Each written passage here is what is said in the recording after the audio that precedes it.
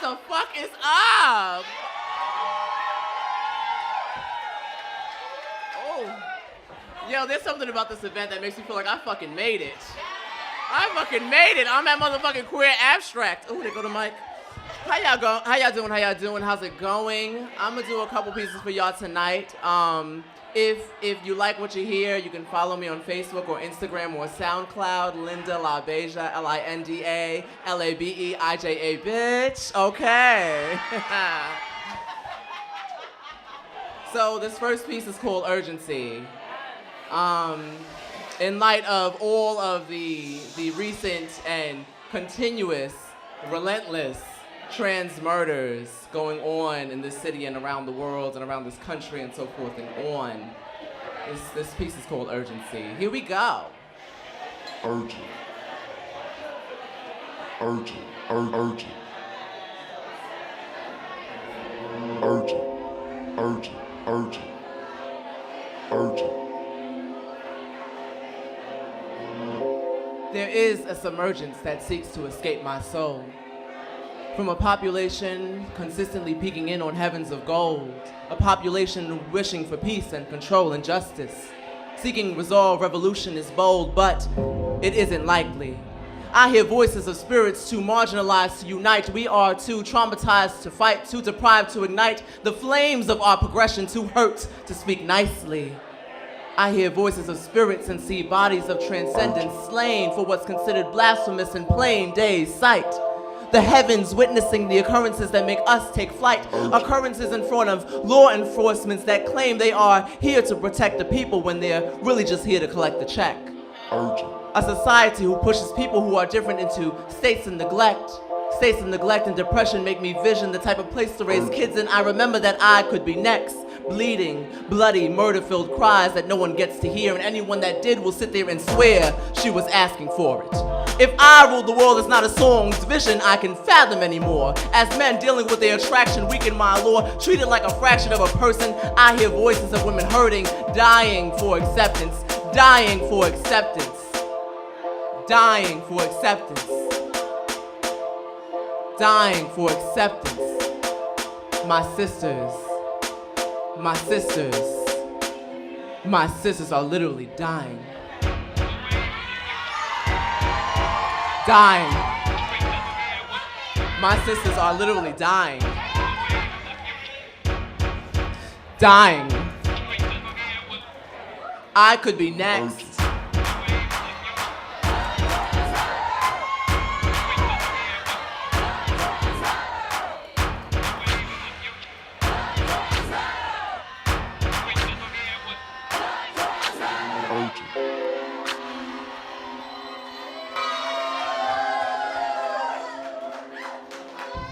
As my sisters are doing the activist work, going at each other's necks, strangling chokes, knocking the next woman down because you didn't agree with her approach?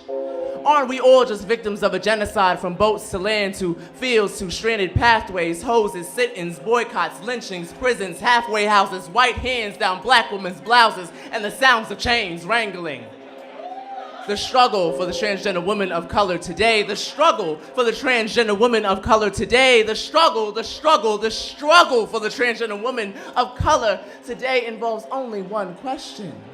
Should I choose freedom or should I choose safety?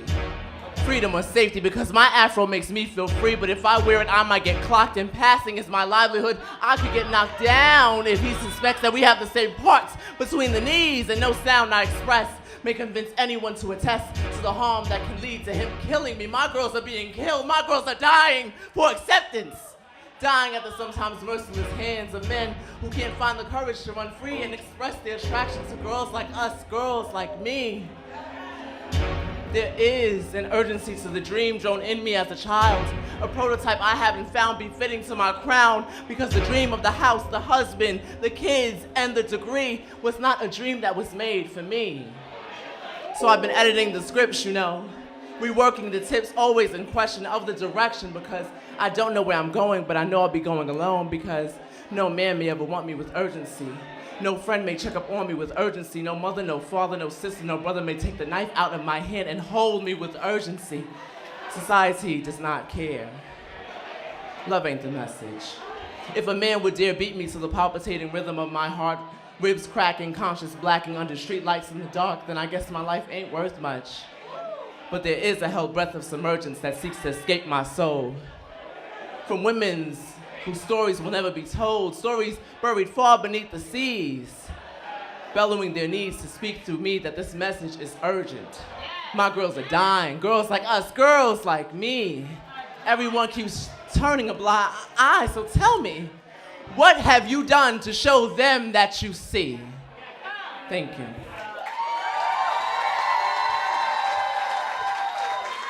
This next piece is a newer piece. So Urgency is a very old piece. Again, you can find it on SoundCloud if you want to listen to it again. Linda Labeija, that's Linda Labeija, bitch, okay? This, Urgency is just such an old piece, that I wanted to do something new for y'all tonight, especially considering the theme, yo, can I live? Shout out to you, Shannon, yo. Give Shannon a round of applause, y'all. Give Shannon a round of applause. Fucking love this event.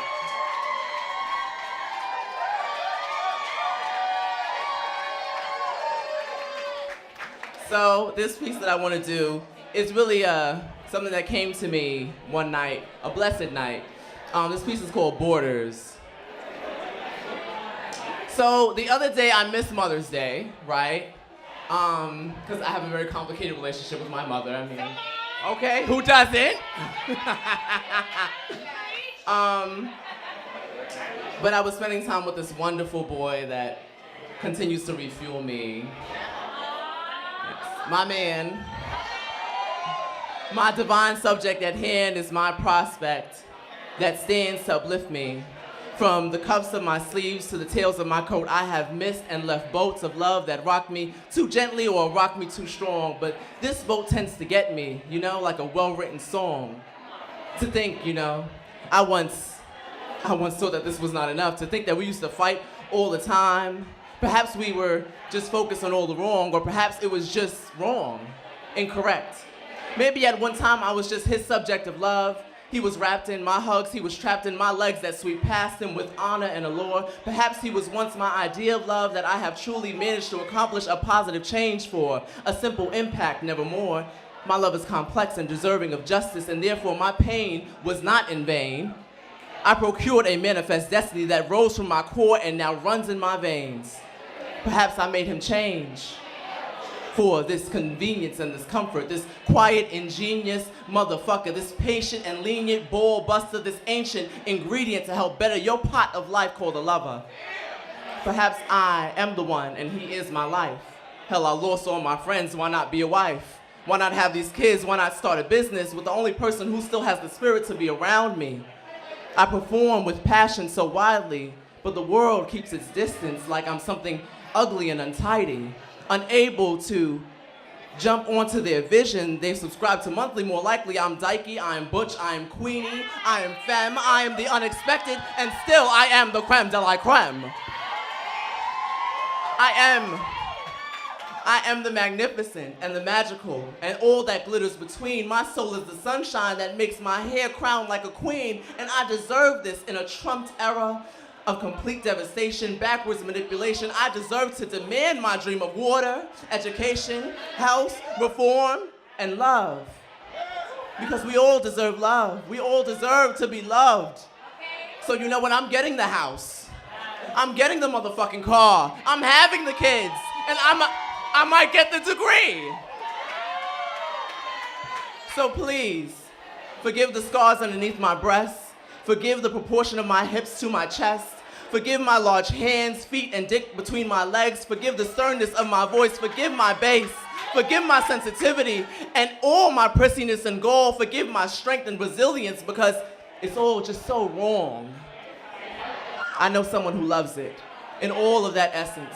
To think that this world made us believe that we weren't worthy of it. To think that this world made me believe that we had to fight each other for it. I learned that you gotta grow it because that is the only way you know it.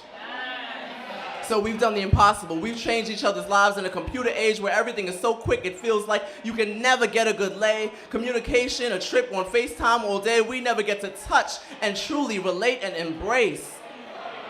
But we know better now, so with eyes less wetter now, we've tied it down and figured out the formula. We both on one tether now. He grabbed the fire and all that hate and frustration and distrust, we laid it down and we got this love in order. We tear down the wall.